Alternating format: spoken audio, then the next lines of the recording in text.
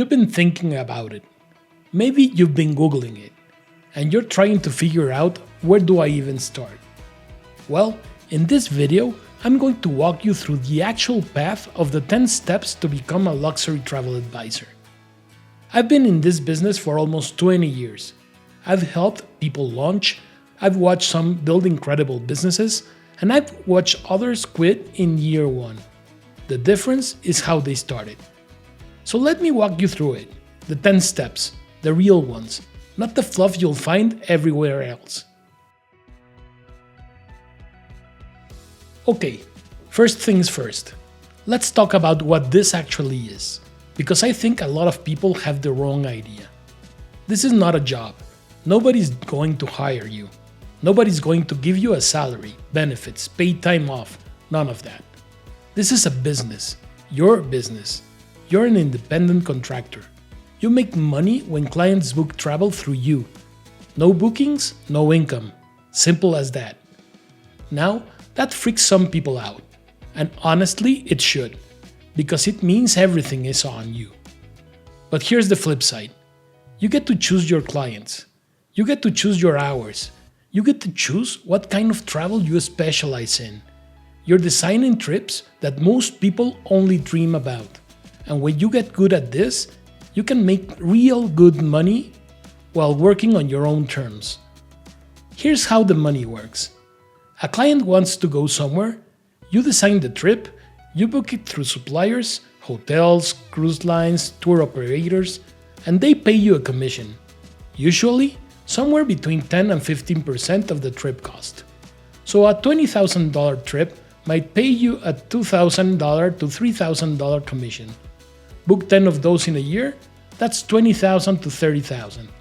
Book 30, that's $60,000 to $90,000. Some advisors are doing twice, and some even more. But, and this is important, those numbers don't happen in a month. That takes years to build. So step one is really just getting clear on what this is. It's a business. If you're looking for someone to hand you a paycheck, this isn't it. But if you're ready to build something, keep watching. This is where a lot of people skip ahead, and then they regret it. Before you spend any money on training, before you sign up with a host agency, I want you to ask yourself 3 questions. First, do you have financial runway? This business takes time. Most new advisors don't make any real money for 6 to 12 months. Some take longer. So if you need income next month to pay your bills, this is the wrong time. You need savings, or a spouse income, or a part-time job, something to cover you while you build. Second, do you have a network? Your first clients are going to come up from people who already know you. Friends, family, colleagues, people in your community. If you've got a strong network, you've got a head start. If you don't, you're going to need to build one, and that takes time. Third, can you actually commit to this? This is not something you check on once a week. In the beginning, you're going to be learning the industry, building supplier relationships, finding clients, and delivering service, all while making little or no money. If you can't put in real time and real energy, it's not going to work. So be honest with yourself. If you're not ready, that's fine. Get ready. Pay off some debt. Save some money. Grow your network. Then come back. But if you're ready, let's keep going. Okay, so luxury travel is a big market. Huge, actually. And you cannot be everything to everyone. You'll just end up being nothing to nobody. Some advisors specialize in destinations: Italy, Africa, the Maldives, Japan. Some specialize in trip types: honeymoons, family travel, adventure. Some others specialize in client types: busy executives, retirees, multi-generational families. Why does this matter? Because when you specialize, you become the obvious choice. If someone wants an African safari, they don't want a generalist who books a little bit of everything. They want the person who knows Africa cold, who's been there, who knows which camps are worth it and which ones are overrated. That's who they want to book with. It also makes your life easier. Marketing becomes simpler. Instead of competing with every advisor on the planet, you're in a smaller pond where you can actually stand out. So how do you pick? Start with what you know. Where have you traveled? What trips get you excited? Where do you have natural credibility? If you've done 5 safaris, lean into that. If you've been to Japan 4 times, lean into that.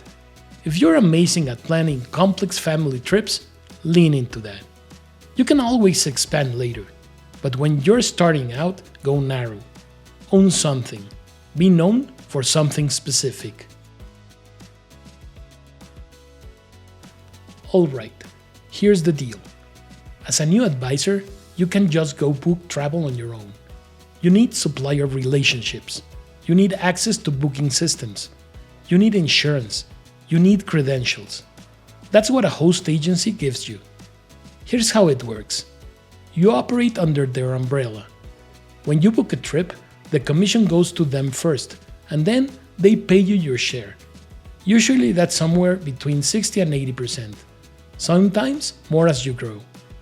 In exchange, you get access to their supplier relationships, their booking tools, their training and support, their legal and compliance coverage. Some host agencies also get you into consortiums like TravelerMade or Virtuoso, which opens up even more benefits. Now, here's the thing. Not all host agencies are the same. Some are massive, thousands of advisors. Some are small and boutique. Some focus on leisure, some on luxury, some on corporate. So what you should look for? First, alignment. Do they actually focus on luxury? Do they have the supplier relationships you need for your niche? Second, support. What kind of training do they offer? How accessible is leadership? Are you going to be a number or are you going to be a partner? Third, economics. What's the commission split? How often do they pay? Are there any hidden fees you should know about? Fourth, culture. Do you like these people? Do you trust them? Do they share your values? Talk to multiple host agencies before you decide. This is a relationship that's going to shape your business. Don't rush it. Quick note, if you're looking for a host agency that actually supports you, check out Lifestyle Travel Network. We're boutique by design, we cap by territory, and we actually care about helping you build.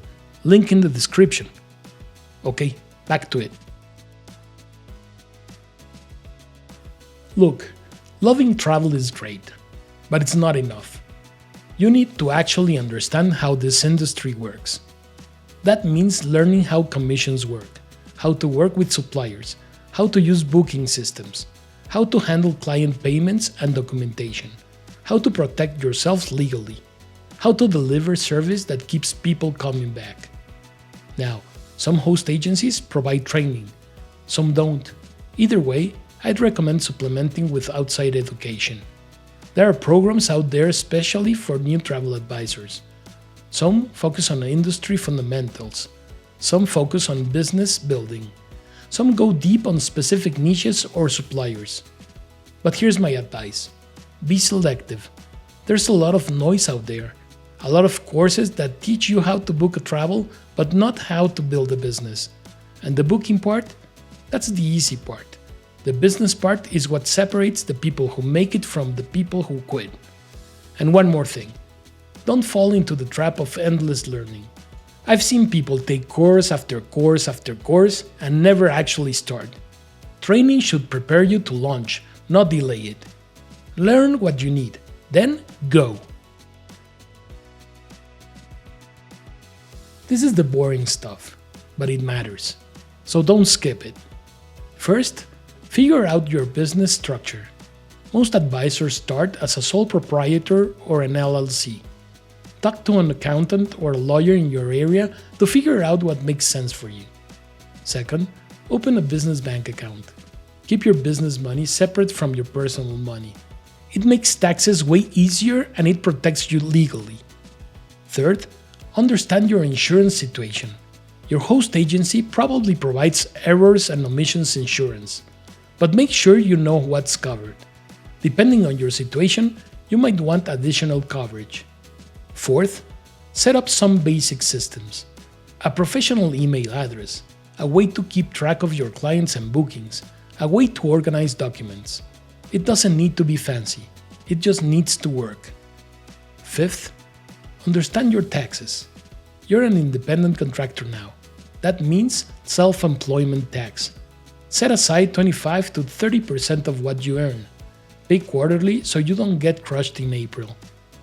None of this is exciting, but advisors who skip it, they end up in trouble. Get this stuff right from day one. Here's the reality. People are going to look you up. What are they going to find? You don't need some fancy website on day one, but you need something that shows you're real and you know what you're doing. Start simple, a basic website, who you are, what you specialize in, how to get in touch with you. One page is totally fine to start. A professional email address, not a Gmail. Something with your name or your business name. Social media profiles that actually look like you're in business. You don't need to be everywhere. Pick one or two platforms where your ideal clients actually hang out and just be consistent. LinkedIn is underrated for this. A lot of high net worth travelers are professionals. A strong LinkedIn profile with clear positioning can actually bring people to you. Instagram works if you want to do more visual storytelling. Share your own travels. Share client experiences. With their permission, of course. Show the lifestyle, but also show that you actually know what you're talking about. Whatever you choose, stick with it. An abandoned social media account is worse than no account at all. Pick what you can actually maintain and keep showing up. Alright, this is where most new advisors get stuck. They do the training, they set up the business, they get everything ready, and then they just sit there, waiting for clients to show up. They don't show up. You have to go find them. Start with the people you already know. Make a list of everyone in your life who travels, not just close friends and family. Think bigger. Former co-workers, neighbors, parents at your kids' school, people from your gym, your church, everyone in your community. Now, let them know what you're doing. Not in a weird, salesy way. Just tell them, hey, I've started a travel advisory business focused on luxury travel to Africa, or whatever your niche is. If you know anyone planning a trip who might want some help, I'd love to chat with them. That's it. Plant seeds. Referrals are the lifeblood of this business. One happy client tells two friends. Those friends become clients. They tell two more friends. That's how it builds. But you have to start the engine. You have to put yourself out there. Beyond your immediate network, think about where your ideal clients hang out. What groups are they in? What events do they go to? Go there. Be helpful. Build relationships before you need them. This isn't about selling. It's about being known as the person who does this. So when someone's ready to book a trip, you're the first person they think of. If you're serious about this, you're going to need a host agency that actually helps you build. That's what we do at Lifestyle Travel Network. Link in the description. Alright, let's finish this. At some point, you just have to do it. Your first booking is going to feel messy. You're going to second guess yourself. You're going to call your host agency 10 times with questions. You're going to worry you're screwing something up. That's totally normal. Do it anyway. Here's what matters with those first clients. Communication. Over-communicate. Tell them what's happening. Respond fast. Keep them in the loop at every step. Details. Double-check everything. Dates, names, spelling, flight times, hotel confirmations. Get it right. The details are what separates a good advisor from a forgettable one. Go above and beyond. A handwritten note, a little surprise, a thoughtful recommendation they weren't expecting. These small things create clients who come back and send their friends. And when something goes wrong, because something will go wrong, own it. Fix it fast. Don't make excuses. How you handle problems defines your reputation way more than how you handle the easy stuff. Your first few clients are your foundation. They become your testimonials, your referrals, your proof that you can actually do this. Treat them like gold. The advisors who make it long-term are those who never stop getting better. This industry changes. Suppliers change. What clients expect changes. What worked 5 years ago doesn't necessarily work today. So stay curious. Travel when you can. Experience the hotels and destinations you're selling. Nothing builds credibility like actually having been there. Build real relationships with your suppliers. Do their trainings. Visit their properties when you get the chance. The stronger your supplier relationship is, the better you can serve your clients. Connect with other advisors, not as competitors, as peers.